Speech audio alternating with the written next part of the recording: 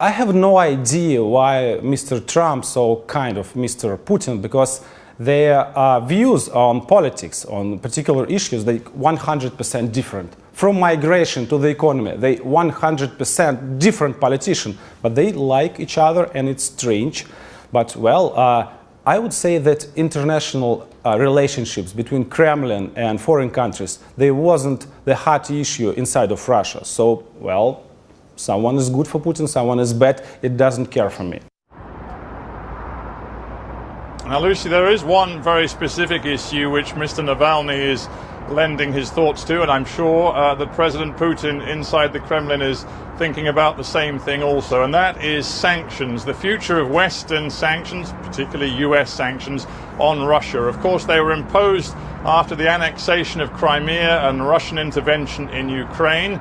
The question is, will Mr. Trump in any way modify or even cancel America's sanctions on Mr. Putin and Russia? Well, Alexei Navalny was very ambiguous and ambivalent in his answer to me. Let's listen to what he said when I said to him, do you want to see those sanctions continue or be lifted?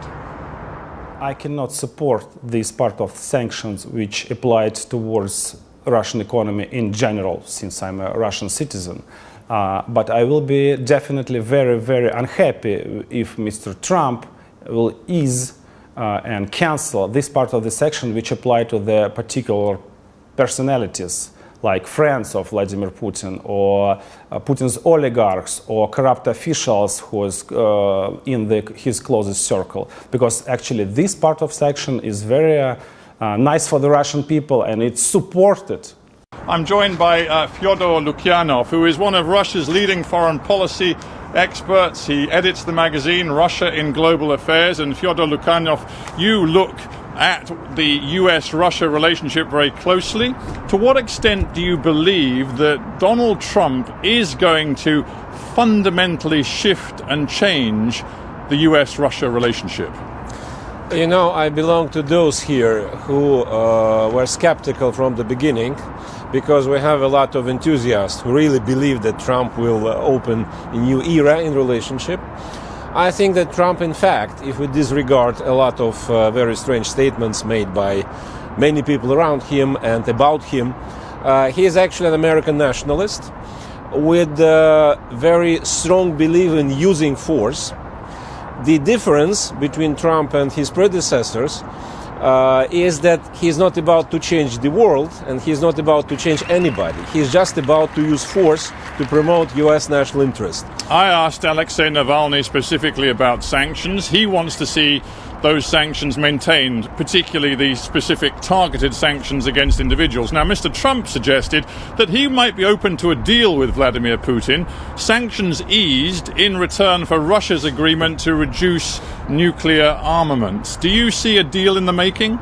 No, I don't. I'm afraid that this statement was very unfortunate, because it demonstrates that, first of all, Mr. Trump does not understand well what international affairs means, first. Second, he has no clue about what to do with Russia, because he has no idea.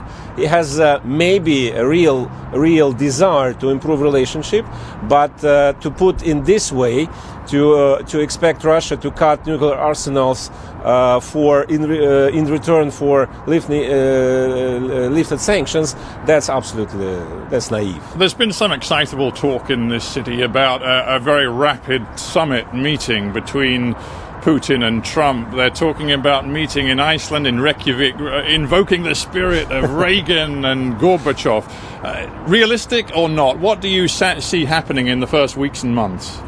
I think we can expect a rather early meeting, but not very early. It's not about weeks, it's rather about months.